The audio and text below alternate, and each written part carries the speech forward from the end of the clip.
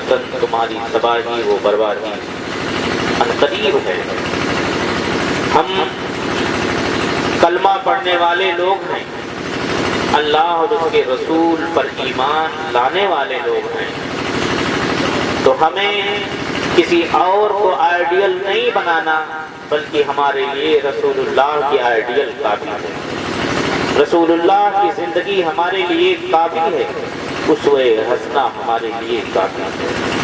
میرے بھائی، میں آپ سے بتانا یہ چاہتا ہوں کہ جو جناب نے اپنے بیٹے کی شادی پر یہ میلاد منعقد کی ہے، تو یہ یوں ہی منعقد کر لی ہے یا کہیں اور سے ثابت ہے؟ جب کوئی نیک کام کیا جائے تو اس پہ اس نیک کام کے شروعات میں اگر رسول اللہ کا ذکر کر لیا جائے تو اللہ پاک اس کام کو آسان فرما دیتا ہے اور نبی کے صدقے سے خوب برکتیں عطا فرما دیتا ہے۔ حضرت آدم علی نبینا علیہ الصلوۃ والتسلیم دنیا کے سب سے پہلے انسان ہیں کہ نہیں ہیں؟ سب سے پہلے انسان۔ اللہ نے حضرت آدم کی تخلیق فرمائی اور جنت میں رکھا۔ جنت میں تمام نعمتیں موجود ہیں، ایسی نعمتیں، وہ مکان کی چاندی، سونے، ہیرے اور جواہرات سے بنے ہوئے ہیں۔ جنت میں جو مکان ہیں جنتیوں کو ملیں گے، وہ بہاریں، سرکار فرماتے ہیں لا رأتها عین ولا سمعتها اذن ولا وجلت بالبال ولا خطرت بالبال۔ بے شک جنت کی وہ نعمتیں کہ جن کا تصور نہ کبھی کسی آنکھ نے کیا ہے نہ کبھی کسی کان نے سنا ہے، ایسی ایسی نعمتیں جنت کے اندر موجود ہیں۔ لیکن حضرت آدم ان نعمتوں کے باوجود ان کا دل کسی سے لگنا چاہتا تھا، ان کی نظریں کسی اور کو دیکھنا چاہتی تھی۔ اللہ پاک نے ایسا کرم فرمایا کہ حضرت آدم کو نیند عطا فرمائی۔ جب حضرت آدم سوئے تو اللہ پاک نے حضرت آدم کی بائیں پسلی نکالی اور حضرت حوا کو پیدا فرما دیا۔ بے شک بے شک۔ اب وہ حسینہ جمیلہ، وہ حسن کی مجسمہ حضرت حوا جنت کے اندر پیدا کر دی گئی حضرت آدم کے بائیں پسلی سے۔ اللہ قادر مطلق ہے، وہ چاہتا جسم کے کسی بھی عضو سے حضرت حوا کو پیدا فرما دیتا، لیکن بار الہ تو نے بائیں جانب کی پسلی سے کیوں پیدا فرمایا؟ تو پتہ چلا کہ بائیں جانب دل ہوتا ہے اور بائیں جانب کی پسلی سے عورت پیدا کی گئی ہے، اور پسلی ہوتی ہے ٹیڑھی، تو جو ٹیڑھی چیز سے بنے گی وہ ٹیڑھی ہی رہے گی۔ تو پتہ چلا جب وہ عورت ٹیڑھی رہے گی تو تم اسے سیدھا کرو گے، اور ہڈی سے بنی، پسلی سے بنی تو پسلی نازک چیز، ٹیڑھی چیز کو سیدھا کرو گے تو ٹوٹے گی۔ پتہ یہ چلا کہ عورت ٹیڑھی تو رہے گی، لیکن جب اسے پیار اور محبت دو گے، دل کے قریب رکھو گے، تو اسی شادی میں اللہ پاک بہار عطا فرما دے گا۔ کیونکہ بائیں جانب سے، بائیں جانب کی پسلی سے اللہ پاک نے عورت کی تخلیق فرمائی۔ اب دیکھو جنت کے اندر تمام بہاریں موجود ہیں، تمام چیزیں موجود ہیں، لیکن حضرت آدم کی نگاہ کسی اور کو دیکھنا چاہتی۔ جب حضرت حوا کو پیدا فرمایا اور اللہ پاک نے فرمایا اے آدم یہ تمہارے لیے پیدا کی گئی ہے، لیکن ابھی تم اسے ہاتھ مت لگانا۔ حضرت آدم نے عرض کیا اے مالک و مولا، جب میرے لیے پیدا کی گئی تو میں ہاتھ کیوں نہ لگاؤں گا؟ اللہ پاک نے فرمایا اے آدم پہلے اس کا مہر ادا کرو۔ کیا ادا کرو؟ کیا ادا کرو؟ مہر ادا کرو۔ پتہ یہ چلا کہ عورت جب آئے، دلہن آئے تو اس کا پہلے مہر ادا کرو۔ مہر کئی طریقے سے رکھے جاتے ہیں، لیکن اگر پہلے والا مہر رکھ دیا گیا تو عورت کو چھونے سے پہلے اس کا مہر ادا کر دو، کیونکہ حضرت آدم کی سنت ہے، اور اللہ پاک نے قرآن مجید کے اندر ارشاد بھی فرمایا ہے۔ اب حضرت آدم نے کہا، اے مالک و مولا، میں حوا کے مہر میں کیا دوں؟ اللہ پاک نے فرمایا کہ اے آدم، تیری نسل میں میرا آخری نبی جناب محمد رسول اللہ پیدا ہوں گے، تو میرے آخری نبی پر 10 مرتبہ درود پاک پڑھ دے، وہی حوا کا مہر قرار پائے۔ اب دیکھو، جنت کے اندر جو پہلا رشتہ قائم کیا جا رہا ہے، کسی اور رشتے کے وقت نہیں بلکہ نکاح، ایسا مقدس رشتہ جو جنت کے اندر قائم کیا جا رہا ہے، وہاں جناب محمد الرسول اللہ کا تذکرہ کرایا جا رہا ہے۔ پتہ یہ چلا کہ جب دنیا کے اندر کوئی اپنی بیٹی یا بیٹے کا نکاح کرنا چاہے، شادی کرنا چاہے، تو سب سے پہلے رسول اللہ کا ذکر کر دینا چاہیے، کیونکہ اللہ کا یہ حکم ہے، اے آدم، میرے نبی پر تم 10 مرتبہ درود پاک پڑھو۔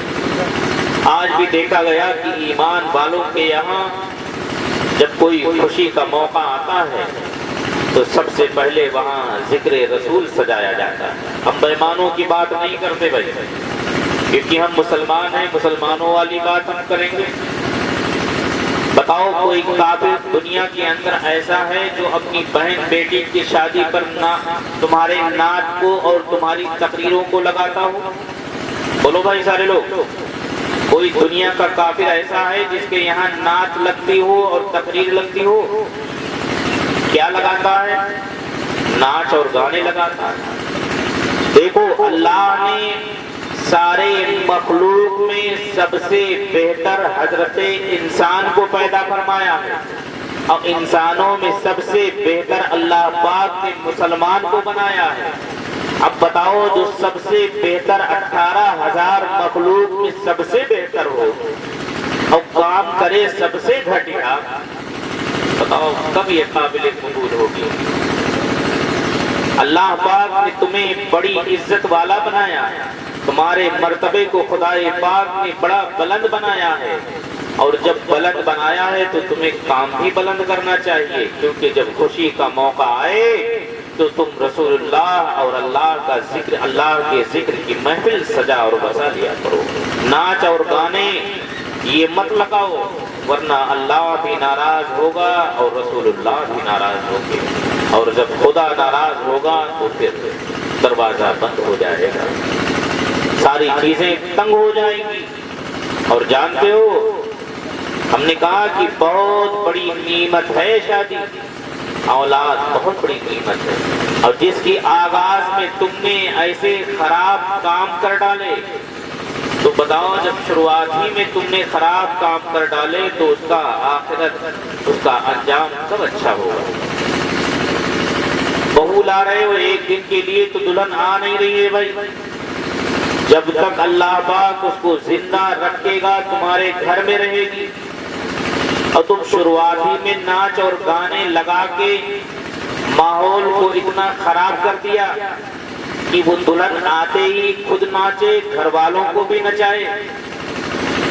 بھائی مطلب یہی ہے نا، ہم نے بتایا کلمہ پڑھے ہو، کلمہ، اور سب سے بہتر مخلوق ہو، سب سے بہتر مخلوق اللہ نے مسلمان کو بنایا ہے، انسانوں میں سب سے بہتر مخلوق مسلمان ہے، جو سب سے بہتر ہے تو اسے بہتر کام کرنا چاہیے، شروعات میں اللہ اور اس کے رسول کا تذکرہ کرا لینا چاہیے۔ بتاؤ، جو ناچ اور گانے کرواتے ہیں کیا مولانا لوگوں سے کم پیسے لے لیتے ہیں؟ میں ڈی جے کا مخالف نہیں ہوں، کیونکہ اسی ڈی جے پر نعت بھی پڑھا جا سکتا ہے، تقریر بھی کی جا سکتی ہے۔ میں اس ڈی جے کا مخالف ہوں جس ڈی جے پر لوگ ناچ اور گانا لگاتے ہیں، وہی حرام ہے۔ ورنہ یہی ڈی جے آج آپ کے سامنے نعت بھی پڑھی جا رہی ہے، تقریر بھی کی جا رہی ہے. بتاؤ سب کی قسمت میں نیکیاں لکھی جا رہی ہیں کہ نہیں لکھی جا رہی؟ کوئی مولانا آپ سے ایک پیسے کا مطالبہ نہیں کیا ہے آنے والا. آپ دو گے تو سبحان اللہ، نہیں دو گے گاڑی اسٹارٹ کر کے چلا جائے گا.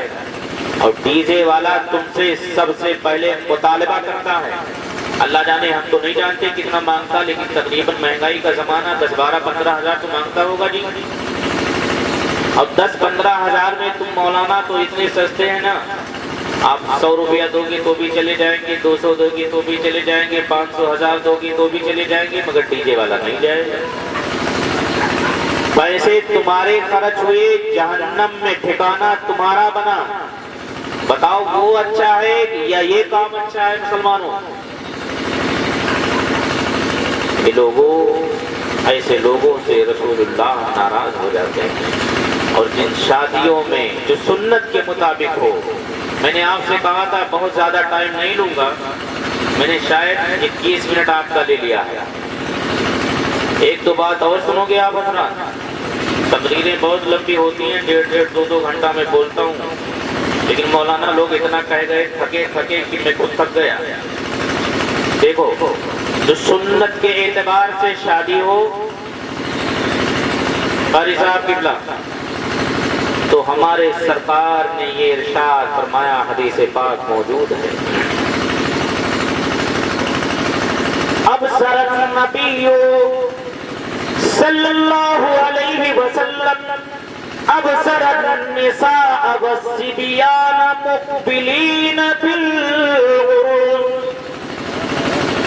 ہمارے نبی جناب محمد رسول اللہ صلی اللہ علیہ وسلم نے عورتوں اور بچوں کو شادی سے واپس آتے ہوئے دیکھا. شادی سے واپس آتے ہوئے دیکھا.